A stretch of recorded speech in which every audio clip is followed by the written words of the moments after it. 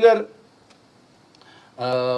ушул ОПГны жок кылганы, ОПГ кылмыштуу топторду, кылмыштуу уюшулган топторду жок кылгандыгыбызды кээ бирлер ушул мындай бир ностальгия менен эстеп атышат да. Ушулар жок болуп кетти да, ушулар ушундай болуп жаза тартып атат да деп ошолорго болушкандай болуп сүйлөп, ошондой видеолорду чыгарып, аларды колдогондор чыгып атат. Дагы бир жолу кайталап айтып коеюн, урматтуу кызматкерлер. Мындан ары кылмышкерлерди эле эмес, кылмышкерлерди колдогондордун баарын жазалайбыз. Кылмышкерлерди колдоп, кылмыштуулукту бул жогорку деңгээлге алып чыгып, кылмыштуулукту популяризация кылгандарды, ошолорду мындай бир өнүктүрүүгө аракет кылгандарды дагы биз жазалашыбыз керек.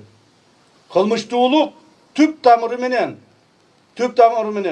уюшкан кылмыштуулук жок болуш керек.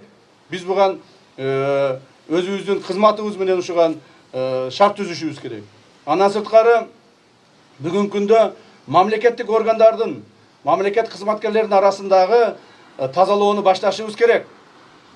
Райондордо, облустарда, министрликтерде, мамлекеттик органдарда, уюмдарда мамлекетке каршы иштеп, пайдасын тийгизбей, зыянын тийгизген кызматкерлер көп. Ошолордон тазаланышыбыз керек.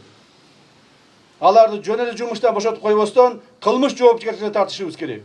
Кийинки мамлекеттик кызматкер мыйзам бузууга же болбосо мамлекетке зыян келтирүүгө эч качан багыт албаш керек.